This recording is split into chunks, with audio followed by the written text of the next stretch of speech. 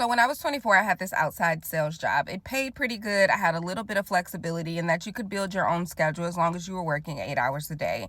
Well, around the 1.5 year mark, my son started to get sick. He had like a string of like ear infections and sinus things that were keeping him at home and unable to go to daycare. So I was kind of staying at home with him. And then of course my numbers started to dip. For me, this was completely justifiable considering the fact that my son was legitimately sick, but I had a new sales manager at the time. The sales manager reached out to me and she was pretty compassionate, but let me know that I needed to get things back on track. Did not get things back on track, I guess, as quickly as they would like. So her manager actually reached out to me and he had said something to the effect of, "We need to meet on X day. I need you to come in office." Well, of course, my son gets sick that day. And so I told him that I could meet with him the next week. The problem was he was coming in from out of Florida and that was an inconvenience to him. He asked me if we could meet via phone, to which I declined.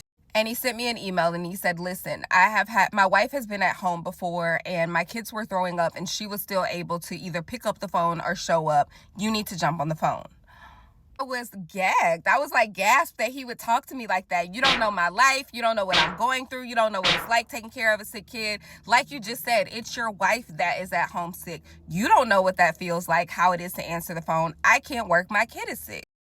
My direct manager reaches out to me and she's like, "Hey, Morgan, that wasn't a good look. Like, we're going to have a conversation on Monday." I put in my resignation on Monday. I went to another job, started doing really well, actually got a promotion, and lo and behold, my kid gets sick again and it causes me to be out of work. Somebody says something to the effect of, "Hey, what can we do to get you back on track?" I quit that job and started my own business. I get clients. I start doing really well. Lo and behold, my kid gets sick.